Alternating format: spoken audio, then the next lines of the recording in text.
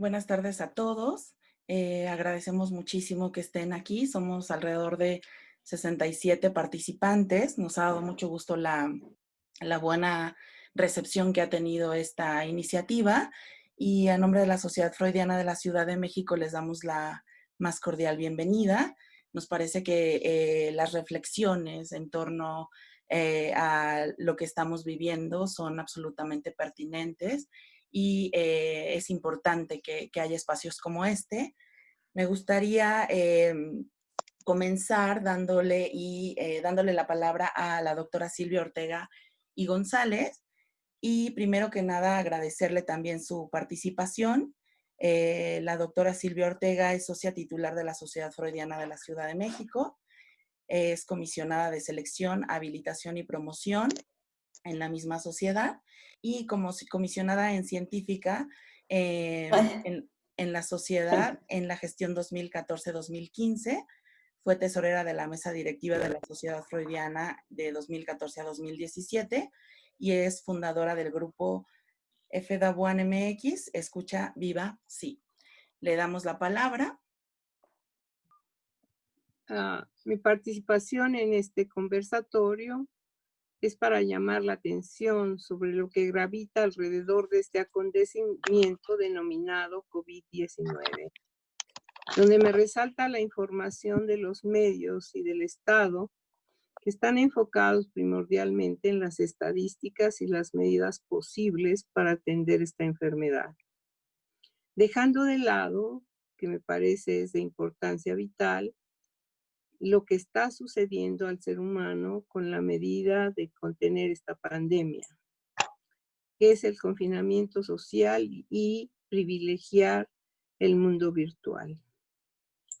El ser humano sufre actualmente, entre otras vicisitudes, un duelo, lo que hasta hace poco le era cotidiano en su transcurrir vital. Se presentó esta contingencia de manera inesperada, que debido a lo sorpresivo y a las constantes postergaciones, están haciendo estragos en la subjetividad, en el contacto y convivencia con los más próximos, que en cierta forma pasan a ser el enemigo, a lanzarnos a la cara la posibilidad de enfermar y morir, al mismo tiempo de perder a los más queridos, así como una crisis económica y de productividad sin parangón, de repercusiones globalizantes y un cuestionamiento que llena de temores de cómo será el porvenir. Entonces estamos inmersos en todo un acontecimiento que según Badiou se denomina como un evento que descarrila lo esperable y que nos obliga a inventar y diseñar otros itinerarios de vida, mismos que como sujetos de esta época cibermoderna, también como psicoanalistas tenemos que cuestionar nuestro quehacer e interrogar nuestros paradigmas. Estamos atravesando momentos de gran incertidumbre que exigen pensar el compromiso que como psicoanalistas tenemos hacia el ser humano, tanto en la intimidad de nuestra consulta como en el ámbito social. Estas circunstancias ofrecen nuevas aristas que implican un esfuerzo adicional ante las diversas formas de implementación tecnológica que se da en este tipo de encuentros. En el siglo XXI y ante la presencia de una pandemia como la que vivimos ahora, el psicoanálisis es solicitado desde otro lugar, por lo que como psicoanalistas enfrentamos el desafío de que hay algo muy inquietante del que hay que aprender, que no es informar a alguien de algo que antes no sabía, sino hacer todo lo que implica antes y que no existía. Menudo reto. En cuanto al ámbito clínico, parece un exceso hablar de análisis virtual. Sin embargo, los cambios que propone el abordaje psicoanalítico requieren un cuestionamiento cuidadoso sobre las modificaciones en la técnica. Debe mantenerse cierta flexibilidad entre la perentoriedad que demandan los cambios sociales, los eventos que trastocan la realidad y la estabilidad propia de lo humano y, en consecuencia, las premisas básicas de lo psicoanalítico. En ese trabajo se pretende reflexionar cómo en esta época convulsa, que parece vislumbrar un futuro incierto, las modificaciones al encuadre pueden dar respuestas para encarar otras formas en la escucha analítica. Sin duda, estas miradas en que hoy nos debatimos sí pueden ser limitantes o perjudiciales, pero a la vez existe una posibilidad de apertura para escuchar al sufrimiento humano que toca nuestras puertas en tiempos traumáticos. Acuden a nosotros varios pacientes en situaciones de crisis que provocan todas estas vicisitudes y su engarzamiento con las ya existentes de acuerdo con cada historia singular. El psicoanálisis surgió de la clínica en la procura de otra vía para entender y otra vez que había que revisar el estado de nuestra terapia y examinar en qué direcciones podría continuar su desarrollo. Tal cita se actualiza. Lo que sí se vive hoy en día es una muestra clara de cómo el escenario en estos tiempos de guerra del sujeto contemporáneo convoca a repensar la técnica sin que se interrumpa el trabajo. Se debe insistir en que no se pretende que estas formas distintas del abordaje suplan lo que corresponde desde lo presencial. Se trata de modificaciones necesarias en vista de procurar nuevas opciones que de alguna manera están ligadas a la urgencia. Pero quiero enfocarme en algo que me parece que trasciende a esta grave situación, en la que nos hemos ido deslizando en las últimas décadas y que este acontecimiento nos lo ha puesto a la cara y que implica una serie de cuestionamientos e investigaciones que nos toca pensar y participar particularmente para las nuevas generaciones. Niños, adolescentes y adultos jóvenes, que conlleva explorar ciertos aspectos inherentes a la experiencia virtual para luego presentar el problema de la especificidad del cuerpo en los entornos digitales a partir del psicoanálisis. No sin mencionar el asombro que me produce los avances de los mismos en tan corto tiempo. En los últimos años, la penetración de la tecnología en la vida de las personas inauguró nuevas lógicas y modos de lazo social, ya que en la era digital la existencia con respecto al tiempo y el espacio cambia fundamentalmente. Una cultura de la representación era sutilmente desplazada y se anticipaba el comienzo de la cultura de la simulación. La versión más compleja y desplegada de una identidad virtual se llama avatar, que responde a la acepción de reencarnación, ya que estos mundos virtuales con características y orientaciones diferentes según las latitudes y edades de sus usuarios, los residentes de un mundo virtual diseñan el avatar con el cual habitarán un nuevo mundo. Sherry Turkle, pionera en la investigación sobre la escena virtual, menciona posibles desdoblamientos del yo en una comunidad virtual. Hay en la escena virtual una hipertrofia de lo imaginario por la cual el yo se multiplica en su fase especular, a expensas de lo simbólico. Y quiero resaltar una de las más interesantes características de lo virtual, que es el trastocamiento de las categorías del tiempo y el espacio. En un mundo virtual todo es automático, no se requiere capacidad de espera a los usuarios. Hay que resaltar que un sujeto puede encarnarse en más de un avatar simultáneamente, del mismo modo que una identidad virtual puede pertenecer a varias personas. Asimismo, el cuerpo del personaje personaje creado no envejece, no necesita dormir o comer. Participa de la lógica del entorno al que pertenece, desconociendo las pausas implícitas en las necesidades vitales y los cortes temporales. Vaya problema, que invito a que estudiemos a profundidad qué implicaciones tiene en la constitución psíquica. El ciberespacio replica una característica de esta era histórica, ya que ubica en el centro de la escena la urgencia. Los sujetos se ven absolutamente capturados por la premura de lo actual. También quiero resaltar que esta necesidad de introducirse, sumergirse en la realidad virtual, que así se denomina, tiene como horizonte implícito una puesta en juego del cuerpo. Ahora bien, ¿de qué cuerpo se trata? El cuerpo del avatar como parte de la interfaz simula al del sujeto que es su creador. La forma digital es que ambos pueden confundirse. Esto plantea el problema del desarreglo entre dos cuerpos ontológicamente diferentes. Por una parte, el cuerpo del avatar, cuya última materialidad es el código binario, simula al cuerpo biológico de los órganos. Por otra, el cuerpo que se juega en estos entornos es otro cuerpo, mortificado por el significante según el psicoanálisis lo conceptualiza.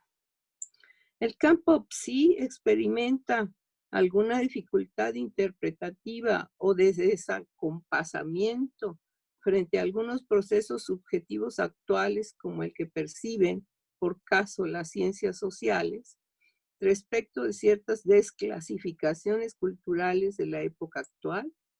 ¿Cómo aborda el psicoanálisis esta situación epocal? En el seminario de la identificación de Jacques Lacan, con la introducción del rasgo unario, el cuerpo queda encuadrado en el significante como efecto de la palabra. Es decir, el significante introduce el discurso en el organismo. El lenguaje atribuye un cuerpo al sujeto, cuerpo que a la vez mortifica. El cuerpo es un cuerpo dicho, no nos interesa el cuerpo centrado frente a la pantalla, sino en qué se juega al interior del mundo virtual. Desde el psicoanálisis cabe la siguiente interrogación. Cuando un sujeto ingresa en un juego de rol o a una comunidad digital, ¿cómo se encarna su posición subjetiva en el personaje virtual? ¿Cuáles son las consecuencias psíquicas de esta encarnadura?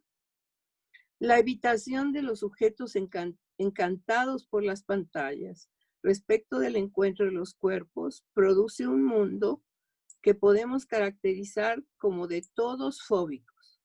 Se quiere exhibir todo, pero seguramente para esconder lo que menos se soporta ver. Diríamos nosotros, lo inconsciente. Se pretende decirlo todo porque por estructura no todo puede decirse. La vida digital con los avatares permite ver en la pantalla algo que los sueños dejan traslucir, un goce imaginario, fundamentalmente narcisista, que repiten sin cesar la misma caricatura. En todo caso, podemos decir que esa multiplicidad de yoes y de los multiusuarios suelen demostrar un problema en las identificaciones, algo de lo que el psicoanálisis puede ocuparse de forma adecuada. El cuerpo tal como lo propone Lacan a partir del estadio del espejo, su dimensión esencialmente imaginaria es la que aparecería en juego en todas las plataformas virtuales. El cuerpo está en la foto del perfil, los selfies, los videos, en fin, es lo imaginario del cuerpo lo que está en juego. Para la realidad virtual no se trataría de algo distinto. Es la imagen del cuerpo, el avatar, a partir del cual se organiza a sí mismo la experiencia del mundo. El verdadero problema no radica ahí, sino cuando los hombres empiezan a creerse que su cuerpo, especialmente su cerebro, es una máquina, en especial una máquina de aprender. Ese es el problema que plantean las terapias cognitivas, cuando de esta manera desconocen in situ la dimensión del sujeto. Quizás podamos inventar un breve pero profundo eslogan que dé cuenta de la diferencia que plantea el psicoanálisis para los seres hablantes. Sujetos sí, máquinas jamás.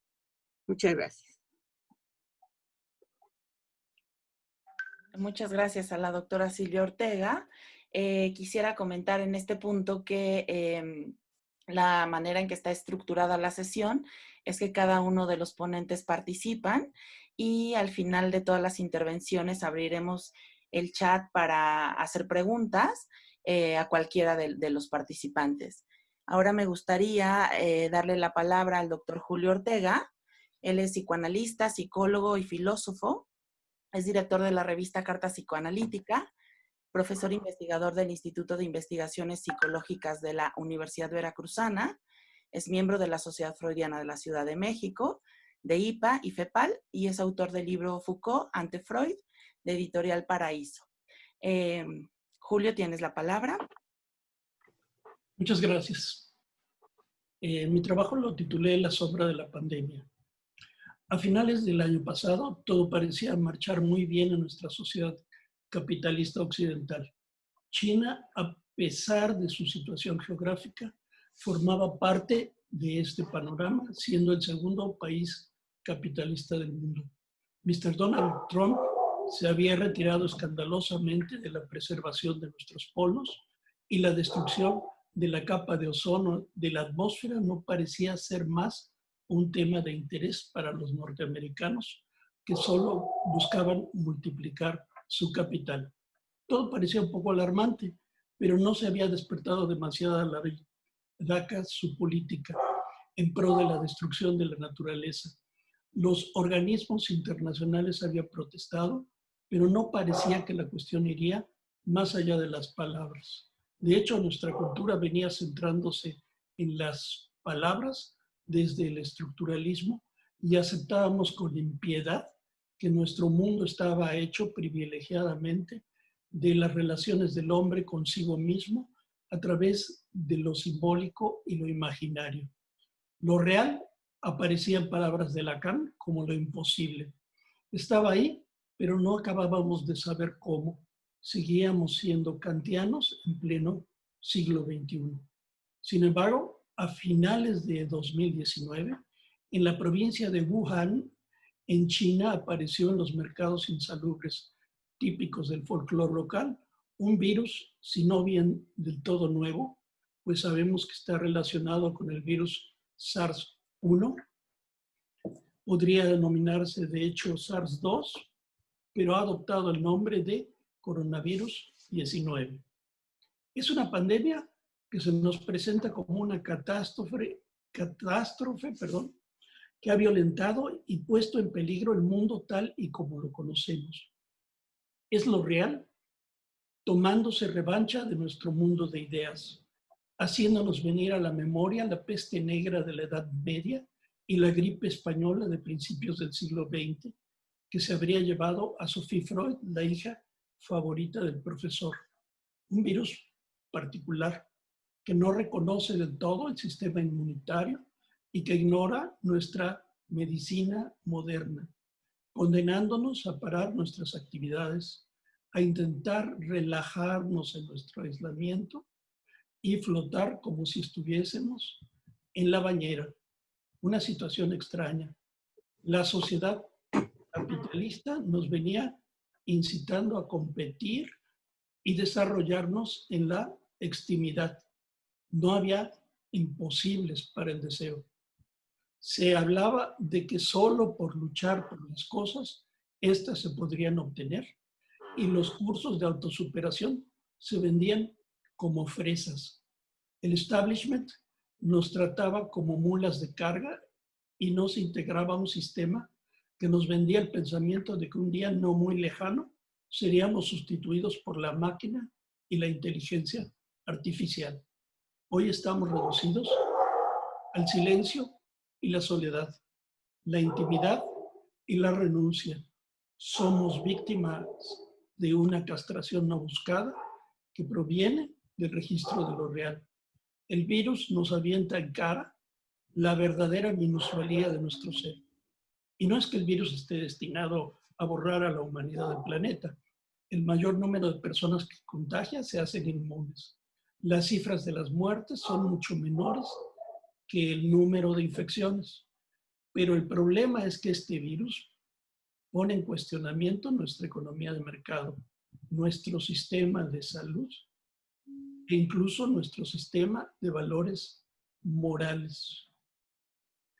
En los Estados Unidos de América, los servicios de salud públicos que habían tenido un repunte durante el gobierno de Obama fueron después atacados y llevados al punto de casi desaparecer durante el reinado de Trump.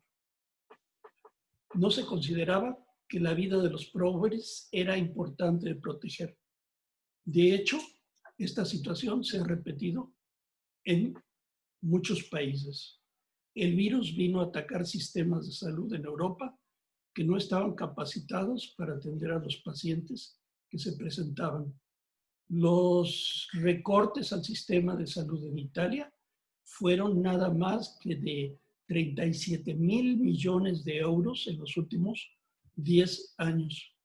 Las primeras imágenes que se nos presentaron de ese país nos mostraban cómo quedaban fuera de los hospitales los enfermos y cómo se repetía una y otra vez el dilema ético de a quién había que dar un respirador, llevando las cosas al punto más grave de privilegiar a los jóvenes frente a los viejos. Los viejos volvían a perder una batalla que hace rato venían perdiendo en una paradoja de salud que hacía posibles darles más años de vida para luego quitarles ese beneficio en la crisis. Y ni qué decir de lo que pasa en los países del tercer mundo. Las imágenes de Guayaquil, Ecuador, son impresionantes, pues se ha llegado a abandonar a los cadáveres en la calle o a usar cajas de cartón como ataúdes. La letalidad del coronavirus se incrementa con enfermedades que en México son ancestrales, como la diabetes y la obesidad. Nueva York ha llegado a una tasa de infección en el Bronx de 1.273 casos por cada 1.000 habitantes. 10.000 habitantes. Una ciudad de diferencias sociales y grandes poblaciones latinas, en donde la gente pobre simplemente no puede quedarse en sus casas y tiene que salir a ganarse el pan de cada día. Menciono este panorama para enfrentarlo con nuestro paisaje en la Ciudad de México, donde no tenemos 9.5 millones de personas, sino estamos cerca de los 22 millones de habitantes. Estos hechos son a los que enfrentan nuestros jóvenes mexicanos hoy día. Mi generación creció con la esperanza de la revolución y el cambio. Hoy día, según Berardi, la subjetividad está confusa, deprimida y el cerebro político ya no tiene ningún control sobre la realidad. Y entonces viene esta experiencia traumática. Este shock que ha sido evaluado por Macron como una situación de guerra. Los países se encuentran aislados. La consigna superyoica es recogerse para protegerme y proteger a los demás. La salud es ahora el aislamiento. La soledad lo que crea es una paradoja abrumadora. Es un escenario que atranca límites a los individuos, pero curiosamente no cierra fronteras a las mercancías. Puedes recibir productos de la misma China, ropa, bolsas, artículos electrónicos, refacciones automotrices. No es la muerte del capitalismo, como quizá lo hubiera imaginado Zizek, sino su mismo reforzamiento. El lunes 11 de mayo en París se empezaron a abrir tiendas y relajar las restricciones. La gente hizo una enorme cola en Zara sin cumplir las mínimas precauciones, urgidos por comprar blusas y sacos de medio pelo. Todo en un contexto que endurece las diferencias sociales. La gente en las calles de las ciudades pequeñas, sale a ofrecer sus productos, a comprar en los mercados y a buscar vender su fuerza de trabajo. Donald Trump difundió hace unas semanas la noticia de que estaba tramitando la compra de una vacuna contra el COVID a un laboratorio alemán, provocando la reacción enérgica de la prohibición de ese movimiento por parte de Angela Merkel. ¿No parece sensato que un país comprase una patente para el coronavirus 19, dejando fuera a los demás países de la Tierra o sometiéndolos a las exigencias mercantiles capitalistas? No puede privar la insensatez sobre la generosidad hacia la humanidad. Es la misma razón por la que ni Jonas Salk o Albert Sabin se atrevieron a patentar sus vacunas contra la poliomielitis. Frente a un conflicto, es posible también que los seres humanos se unan y sean generosos. Vivimos una crisis del sistema bursátil y de la economía. Por primera vez esta situación no proviene de factores de la oferta y la demanda. La crisis, insisto, surge del cuerpo, de lo real que habíamos tratado de borrar con nuestra cultura rápida y furiosa, con nuestro mundo virtual y las redes sociales. Según Horvath, el coronavirus, además de reforzar el sistema de economía neoliberal, refuerza la exclusividad racial, interrumpe la libre circulación de personas, agregaría, apoyándome en Foucault, que engrandece el poder del Estado y el control sobre los individuos. En nuestro país el ejército ha sido oficialmente vuelto a ser puesto en funciones policíacas durante los 5 años siguientes, un trabajo para el que no están capacitados y sin tener del todo una fiscalización por parte de las autoridades civiles. ¿Finalizará nuestra crisis en junio y podremos volver a la normalidad? La respuesta es no. La vacuna no podrá venir tan rápido como lo deseamos.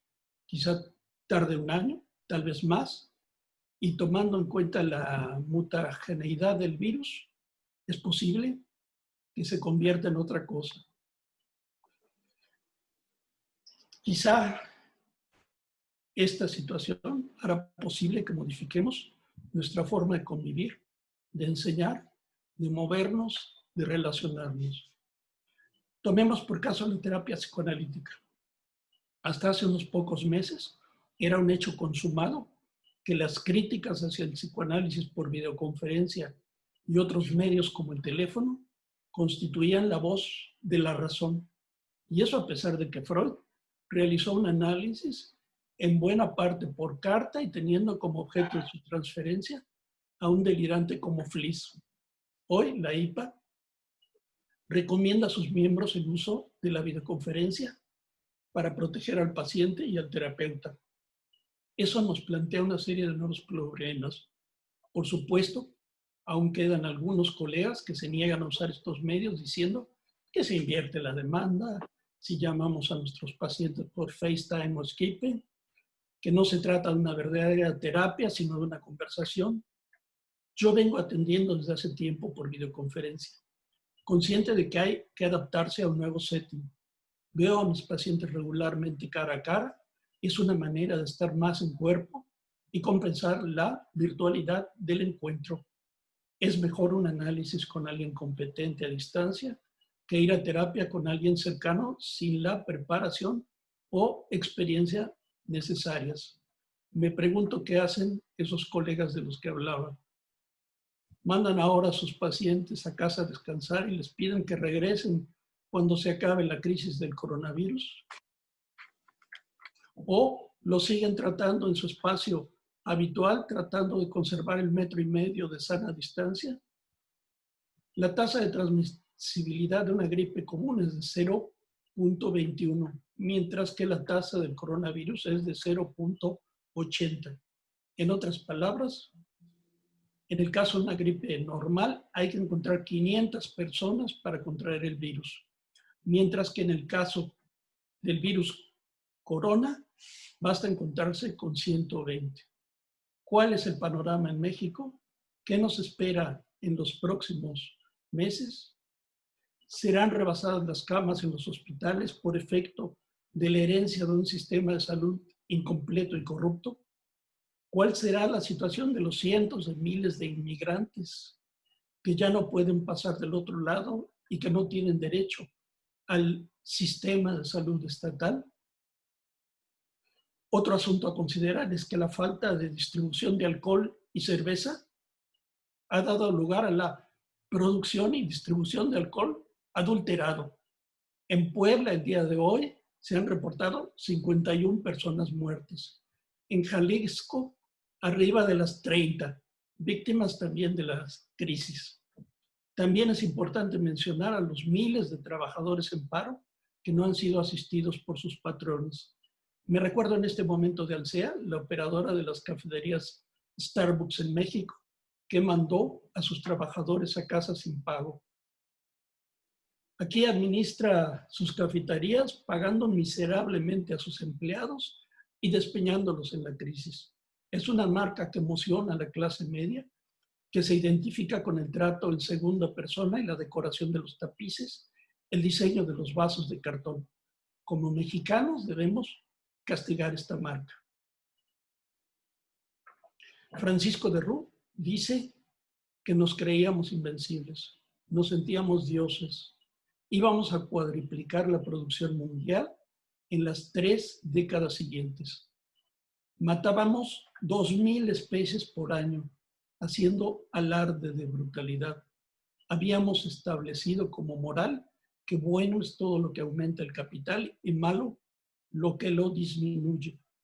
Y gobiernos y ejércitos cuidaban la plata, pero no la felicidad.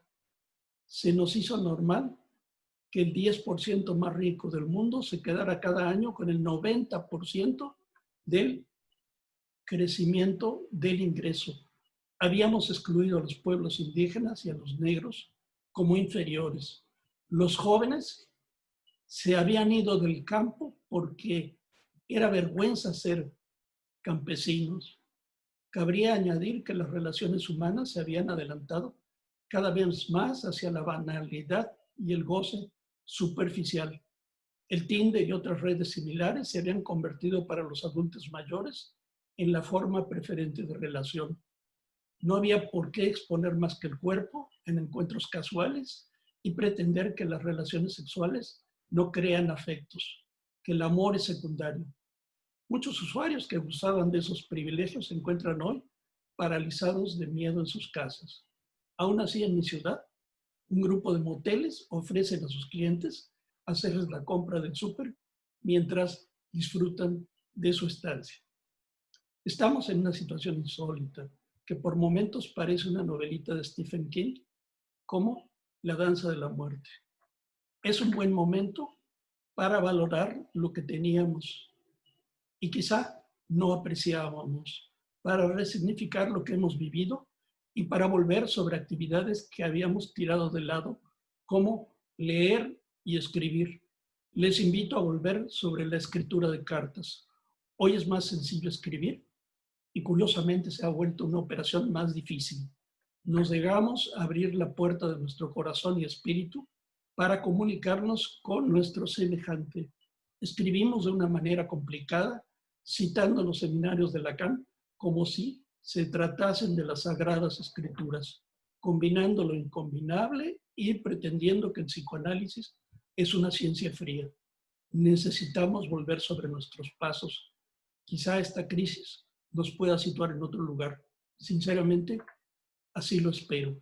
Un territorio de más sencillez en nuestra forma de relacionarnos, de más sinceridad, de caída de máscaras y vuelta a los tiempos en que nos importaba menos engañar a los otros.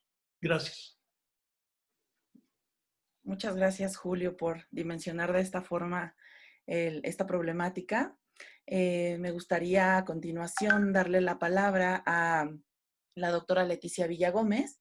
Ella es psicoanalista con funciones didácticas de la Sociedad Freudiana de la Ciudad de México, de donde es fundadora. Es doctora en psicología por la Universidad Iberoamericana y también es fundadora del grupo de psicosomática de FEPAL y es también miembro de la IPA. Adelante, Leti.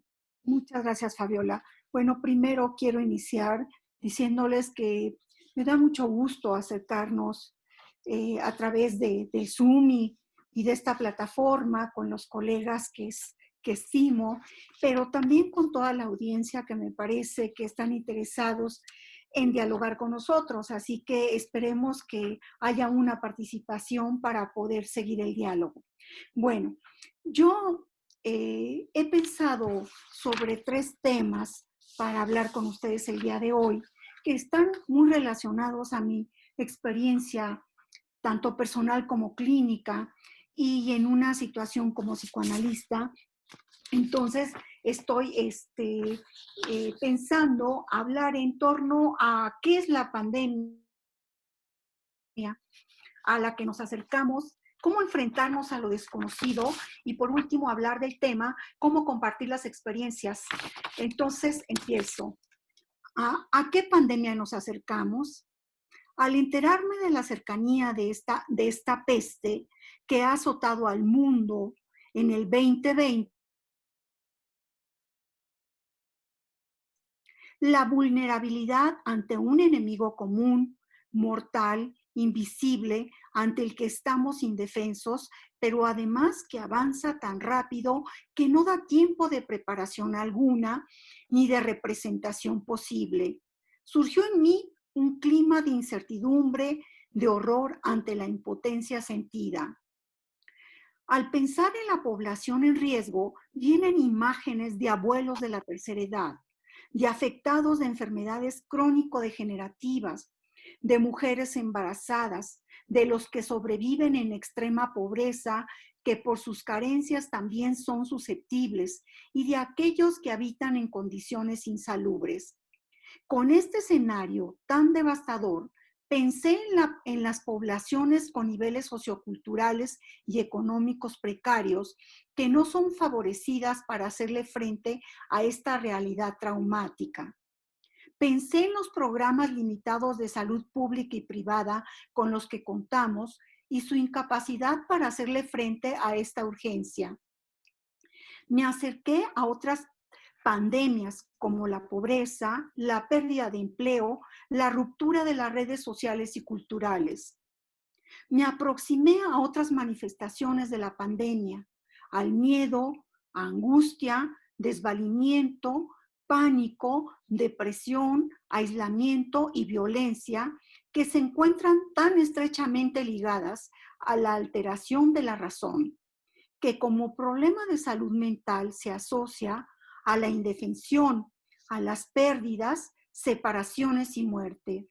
Pensé en los efectos traumáticos compartidos donde surgen defensas arcaicas paranoides agravadas por la reclusión.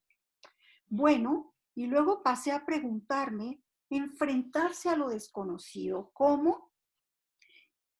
Ignorar la impotencia, el desvalimiento y la muerte lo hacemos todo el tiempo.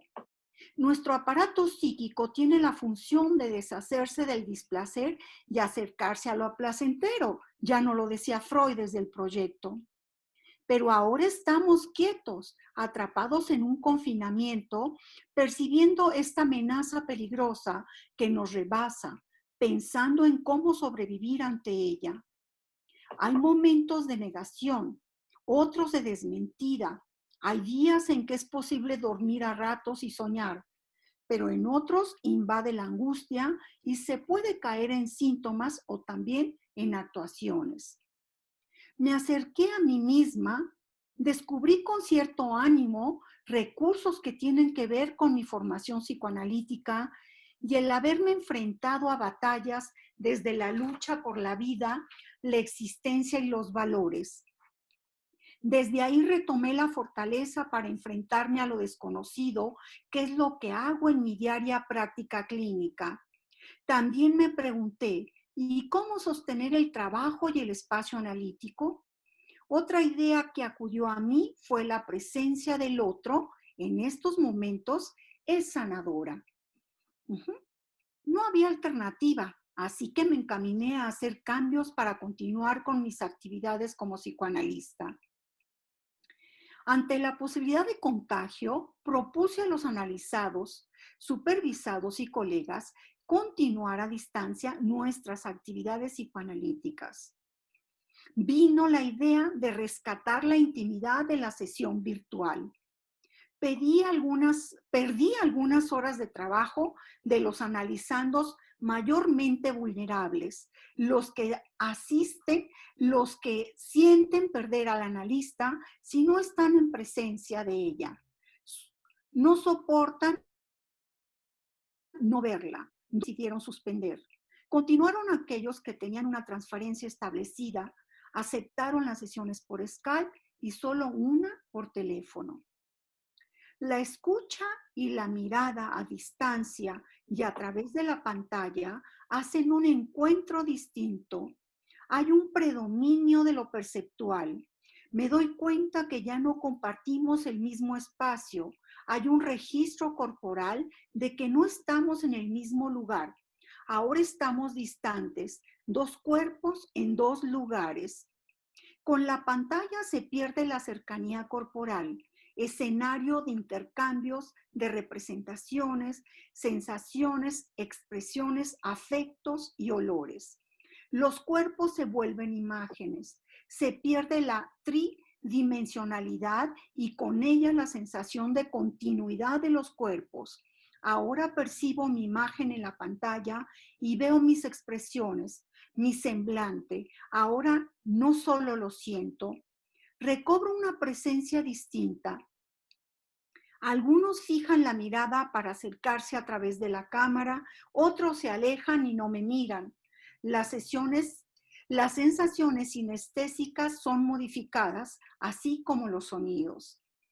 Otro cambio, puedo entrar a los lugares donde los analizandos se encuentran confinados.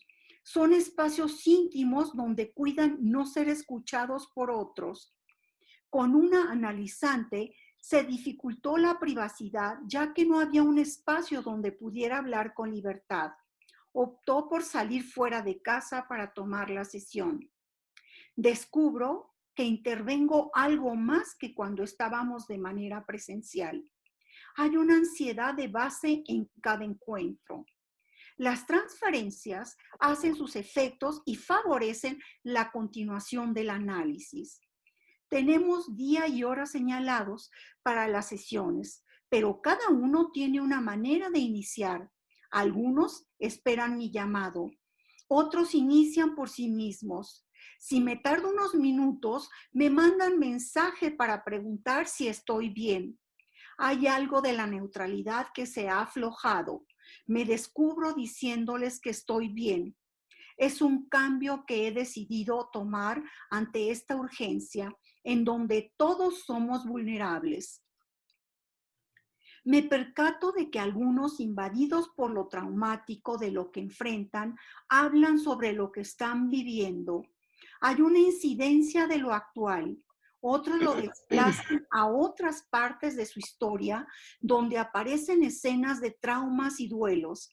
Hay algunos que se desbordan en comportamientos compulsivos o adictivos. Otros más hacen síntomas. Algunos presentan alteraciones del sueño y del apetito. En sus sueños aparecen pedazos de esta realidad que espanta. En este sube y baja angustiante, trato en lo posible de restablecer el encuadre, la asociación libre, mi atención flotante, para adentrarnos a lo que va surgiendo de sus contenidos inconscientes, donde la representación y simbolización recobran una gran riqueza ante estos momentos traumáticos. Y aquí agrego que el habla es el medio, la palabra, el apalabrar, es el medio de ir resignificando y simbolizando todos estos acontecimientos traumáticos. Por eso tan importante la escucha y la palabra a través del medio que tenemos a la mano. Recuperar con el paciente la subjetividad invadida es una lucha en cada sesión. En el transcurrir de los días, me percato de que estos encuentros y con la escucha se favorece el dar sostén emocional. Hablar del dolor lo aminora y surgen momentos de esperanza. Bueno, el último tema que he tomado se llama compartir las experiencias de otros para identificarnos, nos ayudan a elaborar y a encontrar salidas. Me he descubierto con la dificultad de mantener mi atención por largo tiempo. Lo hago, pero en tiempos cortos. Mis tiempos se han alterado. Los referentes a la realidad se han trastocado. Espacio y tiempo, desde lo subjetivo, ya no son los mismos. Así he establecido una lucha por mantener mis horas de lectura y escritura como lo hacía antes. La carga de lo que estamos percibiendo a través de escuchar lo terrorífico de las vivencias de otros y las propias nos paralizan y atacan el pensamiento. Me recordé mucho de lo que dice Bion, de los ataques al pensamiento, ¿no? Las tareas se tornan con mayor dificultad, requieren mayor tiempo, de pronto se pierde el sentido de lo que hacemos, estamos con la atención. Vivir, limpiar, en protegernos del virus, en tolerar la angustia ante lo irrepresentable. Y para terminar, al acercarme a otros a través de distintas plataformas, en la comunicación a distancia y compartir experiencias clínicas, teóricas de vivencias y acercarnos a pensar juntos, me animó a intentar buscar caminos recuperantes. Los encuentros con colegas a través de grupos como los de IPA-FEPAL han sido provocadores de reflexiones sobre estas vivencias inéditas. El trabajo continuo con el grupo de psicosomática de FEPAL a través de las conferencias impartidas a distancia desde psicoanalistas de distintas regiones, así como la discusión de casos, me ha acercado a continuar en la diaria tarea de reflexión. Los encuentros entre los colegas de la sociedad freudiana son alentadores ante la desolación de lo vivido día a día. Las supervisiones y seminarios de formación a distancia han estimulado los encuentros teórico-clínicos. En ellas retomamos un tiempo para pensar y hablar de lo que hemos vivido juntos. Muchas gracias a todos. Gracias a la doctora Leticia Villagómez. A continuación cerraremos esta parte de las intervenciones con María Guadalupe Soberón Moreno, quien es médica, psiquiatra y psicoanalista. Es miembro de la Sociedad Freudiana de la Ciudad de México con funciones didácticas y es miembro también de FEPAL y de IPA. Adelante. Buenas tardes a todos. Para esta reunión decidí compartir entre nosotros algunas vivencias y las reflexiones alrededor de ellas que ha provocado en mí la actual circunstancia mundial extraordinaria de la pandemia, que ha incidido en todos los ámbitos de nuestras vidas con esta reclusión voluntariamente involuntaria e involuntariamente voluntaria, como ustedes quieran, al fin y al cabo ambivalente, como todo suceder humano. Lo primero que me saltó a la vista fue el frenazo, como afrenta a la fantasía omnipotente con la que en general se venía viviendo la vida. Los humanos, entre muchas otras cosas, veníamos desafiando los límites que nos impone la realidad y la vida. Ya podíamos clonar humanos y manipular los códigos genéticos. Y desafiábamos la evolución y la diversidad con la eugenesia. El reloj biológico nos hace los mandados y tenemos mujeres menopáusicas con la posibilidad de embarazarse. Somos todos depósitos de partes reemplazables de otros cuerpos. Las máquinas pueden suplir nuestras funciones. El tiempo y el espacio ya no son limitantes. y esta es una buena prueba de ello. Volamos y paseamos en islas que flotan en los océanos. Y en general un montón de cosas que no voy a enlistar aquí, pero parecía no haber fin para el progreso. Pero a pesar de haber protestas por aquí y por allá, con énfasis en la defensa de los animales y o el planeta, parecía quedar sin ver que nosotros también somos una especie en extinción, amenazada como tal, como especie en general y como individuos en particular.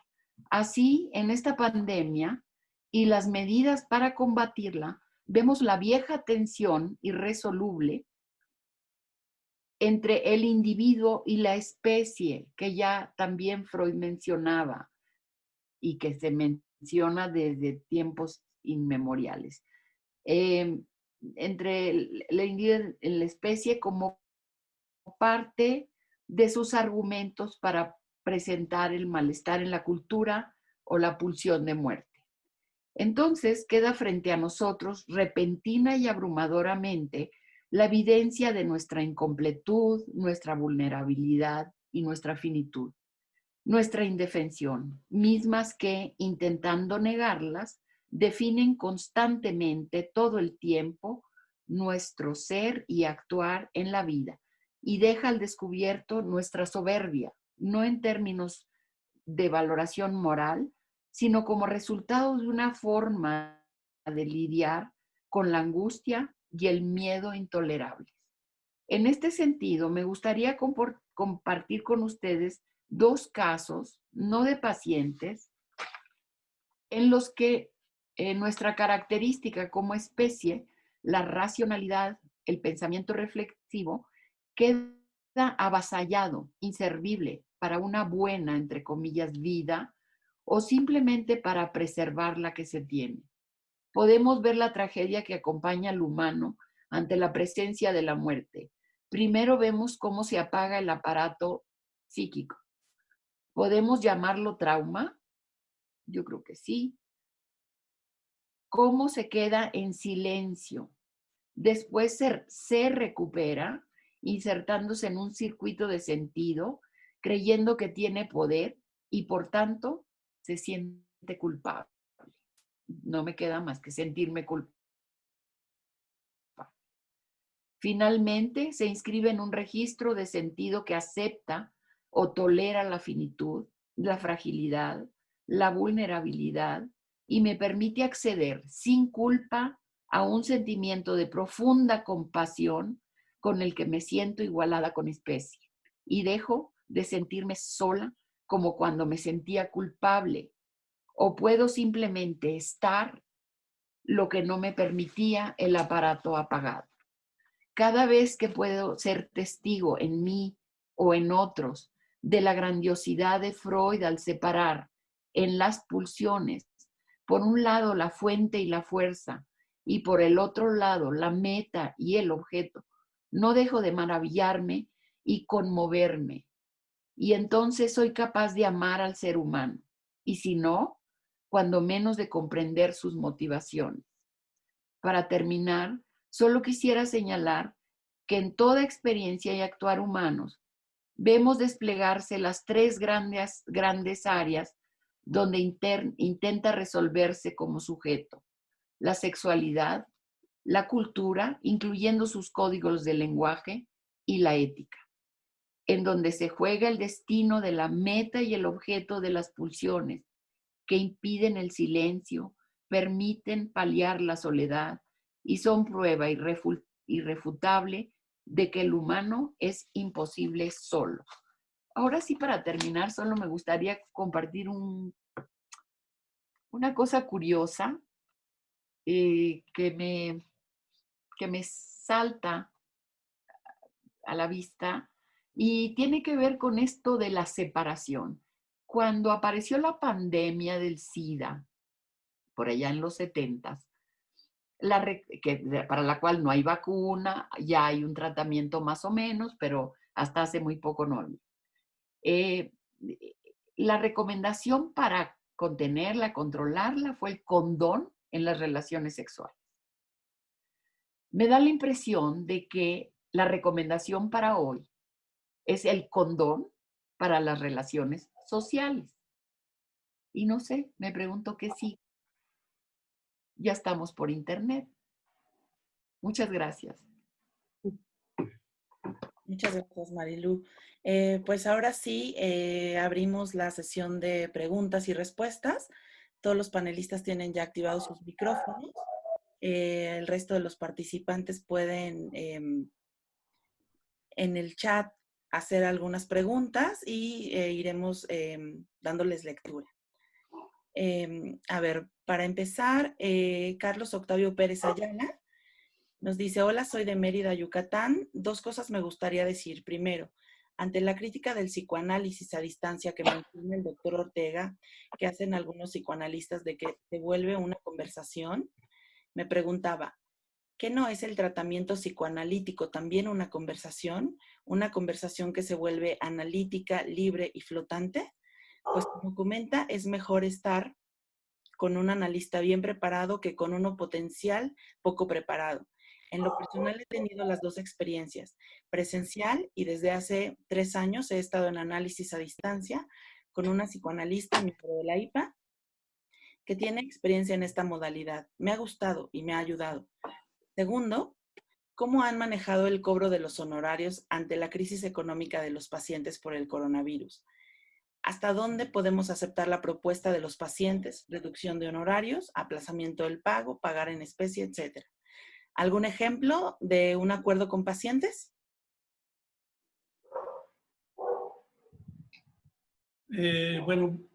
Puedo contestar desde mi punto de vista. Tal y como dice Freud en sus trabajos, yo lo he manejado de esta manera, probablemente ustedes pueden haberlo manejado de otra. En primer lugar, usted mismo se da la respuesta sobre que es posible, sí, un tratamiento por videoconferencia, desde luego, porque finalmente el trabajo lo hace el analizante más que el analista. Y el analizante, el analista, pues de alguna manera es alguien que va a ayudarle a pensar al paciente. Por otro lado, respecto al cobro, el cobro es muy importante en un tratamiento. No puede dejarse de cobrar al paciente. Y creo que he visto casos en los cuales hay analistas que dejan de cobrar durante algún tiempo y pues bueno, luego eso indudablemente va a traer problemas. Entonces, es un punto en el que sí hay que ser muy cuidadoso. Se puede reducir los honorarios. Yo diría que hay que tener mucho cuidado y hay que ver cada situación en sus particulares circunstancias. Aplazamiento del pago, igual. Pagar en especie, también.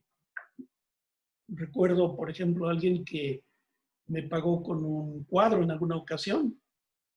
Y bueno, habría que esperar cuánto va a valer ese cuadro, ¿verdad? Pero bueno, son los ejemplos que puedo tener a mano, ¿no? Silvia, ¿querías también participar en esta respuesta? Sí, a mí me parece que como resulta en todos los tratamientos o los espacios analíticos, la convención de una serie de características que denominamos encuadre son singulares. A mí no me parece que pudiéramos dar una respuesta generalizada de que porque está el coronavirus o por estar tal o cual circunstancia, podríamos funcionar de tal o cual manera. A mí me parece que esto es una experiencia singular, sea que esté puesto en presencia, el espacio del consultorio, el espacio analítico, o sea que esté nos esté permitiendo atender a los pacientes de esta forma.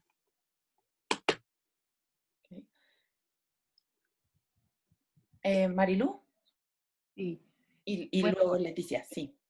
Sí, una pequeña participación en el sentido, estoy de acuerdo con mis compañeros, en que no puede hacerse generalizaciones en términos psicoanalíticos, pero sí decir que el psicoanálisis es una conversación, pues tiene sus bemoles. Habría que especificar a qué le llama conversación en este sentido, ¿no? Porque en un psicoanálisis en donde se mantiene una conversación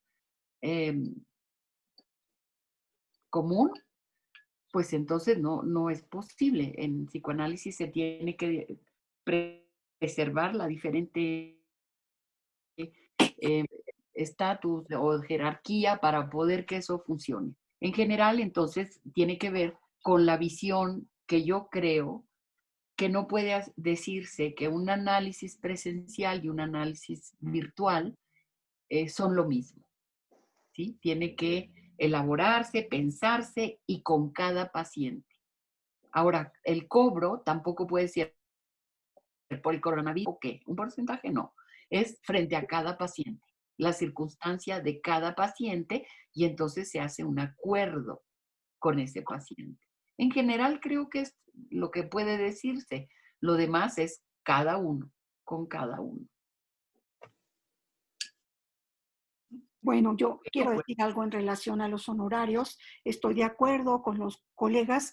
Los honorarios en psicoanálisis son una parte proporcional o representativa, diríamos, para cada uno de los sujetos en análisis. No podemos hacer un cobro homogéneo. Pero me quiero referir a la otra parte que tal vez hay en el fondo. En este tiempo de coronavirus, nosotros los analistas también estamos trabajando en una red de apoyo. Es una red de apoyo que estamos, donde estamos trabajando a través de esa red de la UNAM, donde nosotros no estamos cobrando honorarios. Es una situación provisional y emergente ante la crisis y también estamos desde ahí trabajando en intervenciones de 2 o 3 o más sesiones como apoyo a los demás, solo para completar. Muchas gracias. Bueno, Francisco Castillo, en referencia a lo que comentaban, habla de que las transferencias bancarias es lo más fácil en nuestro medio. Y con respecto también a la respuesta de Julio, Efraín Guzmán nos comenta, nacimientos o abortos sociales por la media es un escenario que tal vez sigue. Regresamos al vientre familiar, valga decir, regresión al vientre materno para renacer. Si quieren comentar algo al respecto, me dicen. Gracias. Marilú, tal vez tú puedas hablar un poco sobre esto porque en algún momento dialogamos de cómo el confinamiento y ante la pulsión de muerte, la sexualidad retorna de una manera a veces violenta y señalaste aquel fenómeno de lo que pasó en el terremoto donde reaparecieron los niños a los 9 meses después de aquel acontecimiento. ¿Quieres ampliarlo? No, simplemente el comentario que hicimos en esa ocasión era que 9 meses después del terremoto del 85 aumentaron el nacimiento de los niños y se relacionó con el aumento de las relaciones sexuales durante el terremoto. Entonces a mí se me ocurrió decir, vamos a esperar 9 meses a ver qué pasa con esto. No es una ocurrencia, no es un dato. Sin embargo, creo que por ahí sí está circulando un dato con respecto a esto, ¿eh? Igual sería interesante que lo revisara. Bueno, si alguien lo sabe, que lo comparta. Sí, si alguien tiene algún dato al respecto, podría también alzar la mano o ponerlo aquí en el chat para que lo compartamos con todos. Yo, Arellano. Ay, hola, muchas gracias Bueno. a todos. ¿Eh? Hola. Hola. Perdón, Sí, soy Yadira Bautista. Y con respecto a lo que decía Guadalupe, quisiera compartir que yo con el doctor Remus y bueno, un equipo, entrevistamos a los atrapados durante el sismo y precisamente lo que se vio es que tenían, después de ser rescatados, mayor cantidad de relaciones sexuales que ante la depresión y el estrés postraumático, recurrían, ¿verdad?, a las relaciones sexuales como una manera de conectarse con la vida. Ajá. Entonces, quizás esto venga a complementar esto que mencionan acerca de los nacimientos y que, bueno, pues resulta muy interesante, ¿no?, este planteamiento. Gracias, Yadira. Jos Arellano, ¿también nos querías comentar algo? Gracias. Bueno, en relación a cómo las personas ahorita se están relacionando y a la sexualidad, a mí me viene a la mente que va a venir como mucha época de los niños COVID y que tal vez responde un poco a los grupos de Bion, de los supuestos básicos, ¿no? Esta unión para sobrevivir. Y también, pues, por ahí escuché un dato que la violencia aumentó, creo que un 80%, la violencia intrafamiliar, el consumo de sustancias. O sea, como que todas esas maníacas se están resaltando.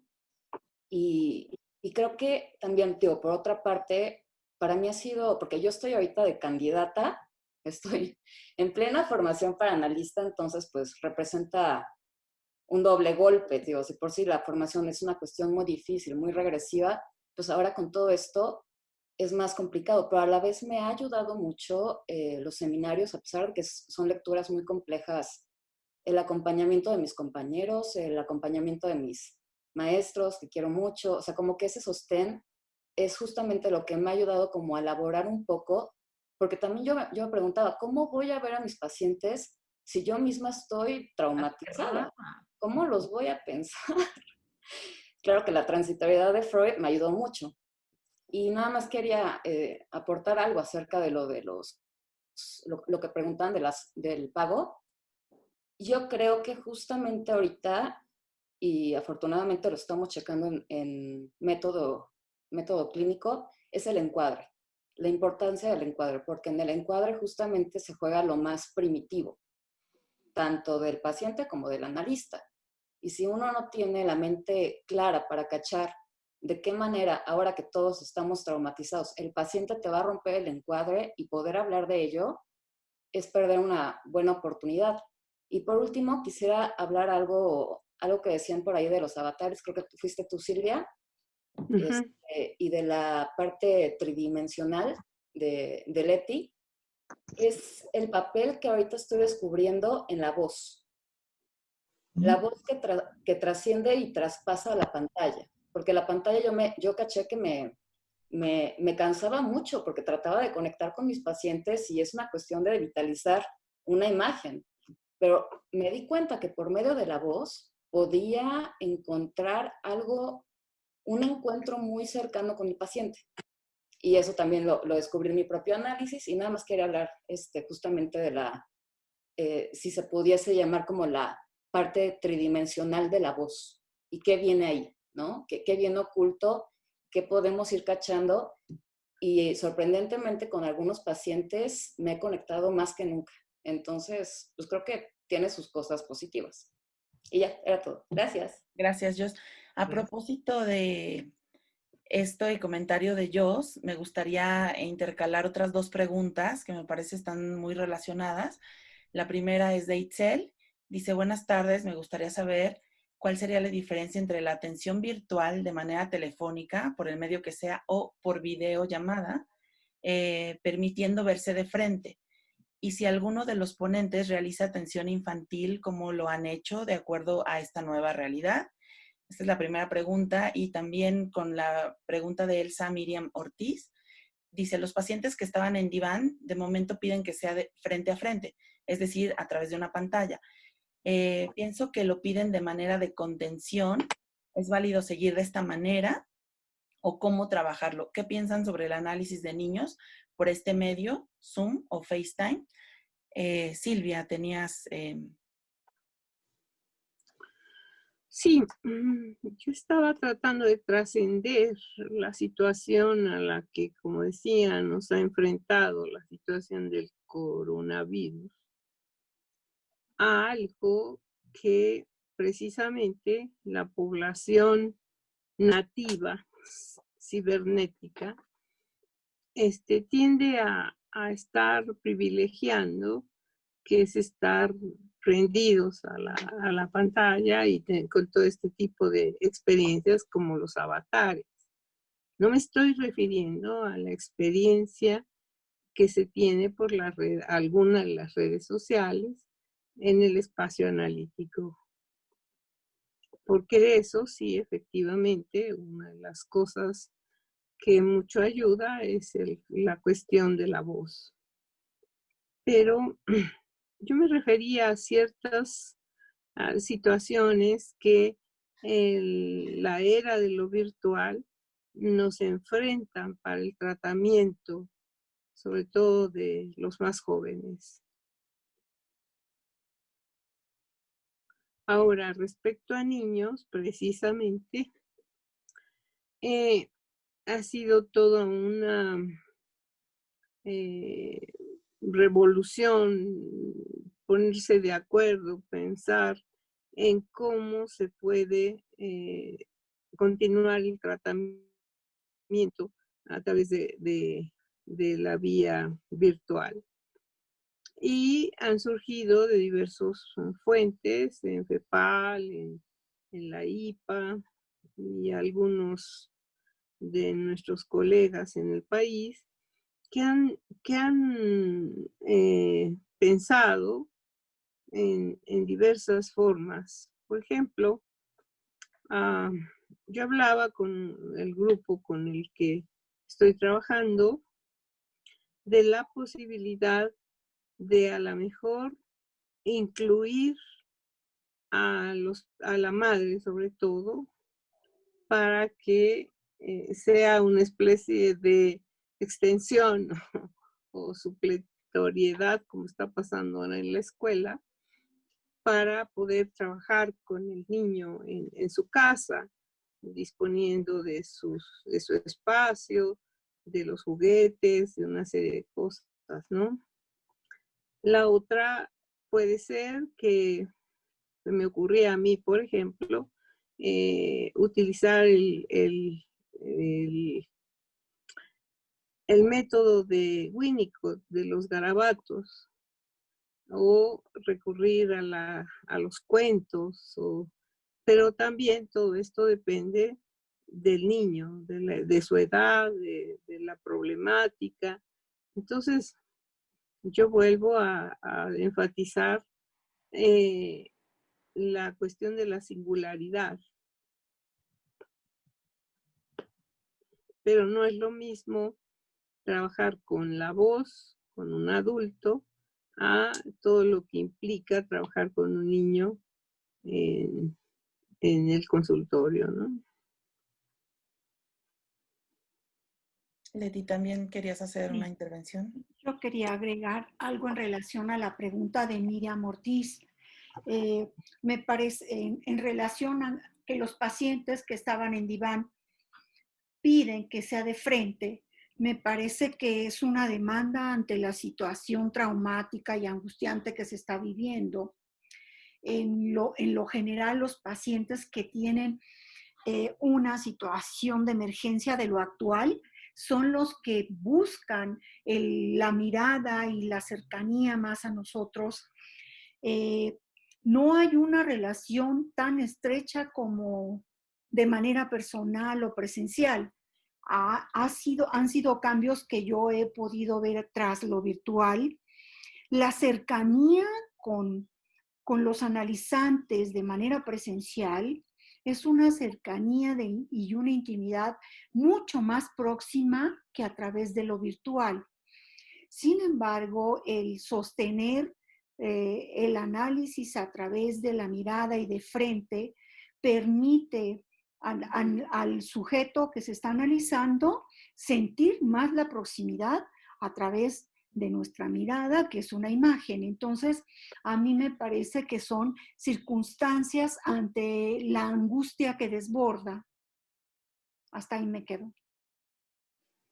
Y desde luego, me parece a mí que también habrá pacientes que decidan continuar en el diván y que no quieran ser vistos frente a frente por su analista. Y me parece completamente válido seguir un análisis así. Agregando un poco nada más en lo que yo estuve describiendo a la hora que me tocó presentar, mencionaba que hay una gran diversidad. Algunos que estaban en diván se acercan mucho a buscar la mirada y buscando el cuerpo, porque para mí lo que es más próximo es la palabra más que el cuerpo dentro de estos encuentros. Y otros se recuestan justo para seguir analizando, desde luego en su espacio, y no fijan la mirada, se pierden en esa mirada. Es diferente un paciente al otro. Pero los que buscan la mirada y la cercanía y la proximidad son aquellos más necesitados de nuestra presencia. Muchas gracias. En torno también a esta idea de las pantallas, Ernesto Reyes nos comenta, es incuestionable que se ha hecho un reencuadre que nos agarró de sorpresa, tanto como nos tomó la pandemia, y estamos, como en tiempos de Freud, experimentando y aprendiendo, en donde se establece que este encuadre es una variable controlada por el analista. Ahora ya no depende totalmente del analista. El analizado ahora se coloca en el setting que quiere, nos muestra o no su ambiente, elige la plataforma. Veo adolescentes que me llevan toda la ventaja en este rubro y bueno, muchas cosas el paciente lo controla. ¿Cuáles serían las hipótesis que pudieran plantearse de lo que viene en cambios al psicoanálisis tradicional? Leti. Hay que tener en cuenta que apenas estamos en el comienzo del cambio. Muy pronto vamos a dejar las pantallas y la virtualidad será en escenas en tercera dimensión. Esto creo que no falta mucho para que suceda. Hace 20 años no teníamos teléfonos celulares, ¿no? ¿Hologramas, Julio? No teníamos teléfonos celulares. ¿Hablas de hologramas? Yo estoy hablando de que no falta mucho tiempo para que estemos en el holograma y que entonces eso pueda replantear mucho lo que va a ser la terapia psicoanalítica también. Yo quiero participar ahí, porque ya se va a terminar el tiempo y me interesa mucho contestarle a Ernesto. Ernesto, mira, esto no es algo que se innovó ahora. Tenemos mucho tiempo los analistas trabajando a distancia. Yo he tenido por muchos años pacientes en Europa, en Estados Unidos, en Canadá, que primero me buscaban acá como analista y cuando se tuvieron que ir por algunas circunstancias de la vida, me comunicaba con ellos a distancia y con algunos he mantenido la relación transferencial. Me parece que todo esto no fue algo que se dio en último momento y ante el coronavirus. Yo creo como 7, 8 años trabajando con diferentes pacientes y a mucha distancia de acá. Me parece que es una herramienta que hemos trabajado ya de muchos años los analistas y que ahora la hemos tenido que utilizar todo el tiempo. Estoy de acuerdo con lo que dice Julio. También nos estamos preparando para lo que venga, porque aún y que la cercanía se da, no es la misma de manera presencial. Con mis pacientes a distancia los tomaba con la condición de que cada vacaciones vinieran a tomar, o a veces en un momento de crisis, sesiones presenciales. Entonces, a mí me parece que no estamos innovando. Tenemos largos años con todo este trabajo. Hasta ahí. Muchas gracias. Hay un elemento adicional a esta conversación que quisiera sumar, pero también como tenemos que ir cerrando, les comento que pregunta Josefina si su trabajo será publicado en algún lado. Y no sé, Leti, si pienses que es oportuno que pueda hacer en el blog de la Sociedad Freudiana. Sí, Fabiola, me han estado también acá porque tengo en mi teléfono celular varias solicitudes y peticiones que quieren tener nuestras ponencias y las preguntas con las respuestas. A mí me parece que sería valioso que lo subieras a la página web, Fabiola, en cuanto tú lo puedas editar, ¿te parece? Me parece muy bien, entonces ahí podrán encontrarlos próximamente. Abonando a este tema que tocaban, me gusta un comentario que hace Edu Morán. Dice, yo la verdad estoy encantado con las sesiones en línea.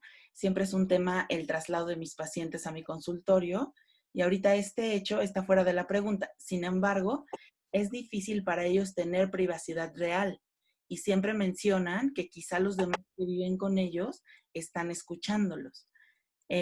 También les leo rápidamente un comentario de Erika Monroy. Dice, la doctora Silvia nos menciona que el avatar es la imagen del cuerpo. Si es así, podríamos pensar que el COVID es un avatar más de ese cuerpo vulnerable y castrado. Gracias. ¿A quién le gustaría comentar de los ponentes? Hay una pregunta directa para Silvia sobre el avatar. Es el que acaba de dar Fabiola. Fabiola. Uh-huh. Bueno, yo quisiera agregar que si hay la posibilidad de que a alguien le interesa, se sigan haciendo preguntas y entonces en otros momentos podemos responderlas para que no se cierre por la cuestión del tiempo esta experiencia. Yo quiero contestar en relación a la pregunta que hace Edu Morán. Sí, me parece muy buena idea, Silvia, que siga abierto para las preguntas que haya y si podemos las vamos contestando. Pero en relación a lo que dice Edu, es interesante porque yo también hablaba de que la pandemia ha despertado fantasmas, situaciones paranoides, en mucho tienen que ver con los propios fantasmas que cada uno de los que vivimos en esta pandemia traemos desde la historia. Y desde luego que hay situaciones paranoides que se están levantando, porque él dice que hay pacientes que no pueden hablar en el confinamiento en su casa, y lo entiendo, o sea, el encerrarse en el seno familiar es muy persecutorio para algunos, no para todos. Por eso se despierta la violencia. He estado escuchando que dicen que cada quien vamos a responder con lo que traemos. Y en ese lo que traemos también están nuestras síntomas, patología. Entonces, los pacientes que están despertándose con toda esta paranoia sienten que los escuchan. Entonces, ahí tenemos que buscar un espacio tal vez fuera de casa para que ellos puedan hablar, ¿no? Hasta ahí me quedo. Gracias, Leti. Pues si quieren los comentarios finales de cierre, por favor. No, nada más agradecerles la atención y la participación, y como dice Silvia, si quieren seguir mandando sus preguntas o sus comentarios, podríamos atenderlos en un otro momento, ¿no? Gracias.